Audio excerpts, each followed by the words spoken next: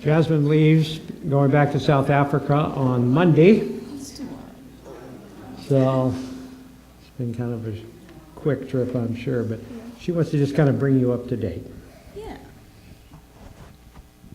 Sorry, that was like kind of off center and it was driving me nuts. So, yeah, I left in July. So what I've been doing for the last like 6-ish months was I had about a month-ish of time just settling in. We got an apartment, me and 3 other girls did. I lived on my friend's couch for a while. They were great. They let me stay there for as long as I needed to. Yeah, and I just spent some time getting back into the flow of Muizenberg that I'd been out of for almost a full 3 months. It was a really long time here. Yeah, and then I started staff training for the school that I was a part of. So that was 2 full months of class every morning with my full staff team and my leaders, and just praying over the students, learning different skills, understanding what our program's about and how we individually as the school that we were running it, and just the flow of how we were going to do that, the different weeks, and yeah, all of that. And they prepared us for all the things that would come. And then they split us into outreach teams, like team leaders, and we started preparing before the students even arrived for outreach locations. And I was originally going to be in Bethlehem, Palestine around this time. Yeah, and I was really excited about that. I was really confident about that.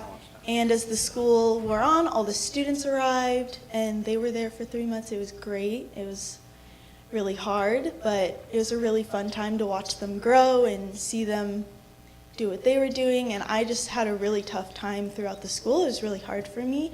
So I was approached by the leaders right around the 2-week to go mark and asked to pray and reconsider if I would go on outreach. So I did, and I decided that it was best for me to not go, which was really, really hard because I still really, really love my friend and I'm supporting her through this time. So I Skype her like once a week and we just talk about the outreach. But I'm very glad that I didn't go because I got this time of rest and recovery and to be with my family.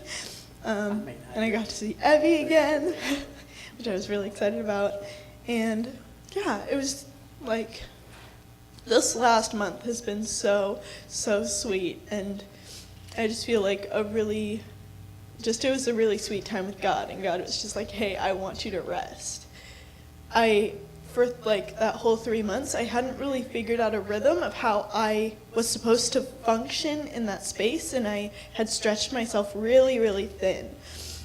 And of course, there's not a really problem with that. We had a really small staff team, and at the time that was just how we all had to live to make the school work really well. But I just needed a break. And God was like, you need a break. And I was like, you're right, I do need a break. So I got to come home and spend Christmas and New Year's with everyone. It was really calm and sweet and slow, which was the exact opposite of what the last 3 months was. It was fast and everything was going, and it was a day after the other. Go to bed at 10, wake up at 6.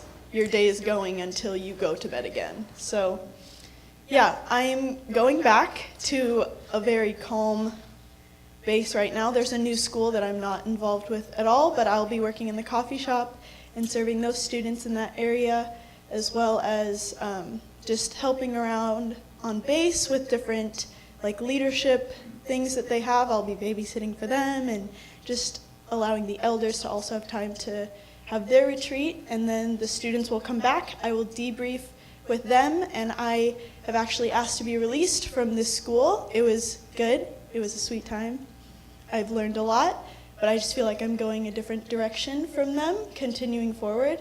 So I will be living with the same people. I will be staying in Muizenberg. My leadership is the only thing that's changing, and I will continue going into a staff position in the School of Biblical Studies, which is the year-long program where they study the entire Bible 5 times through.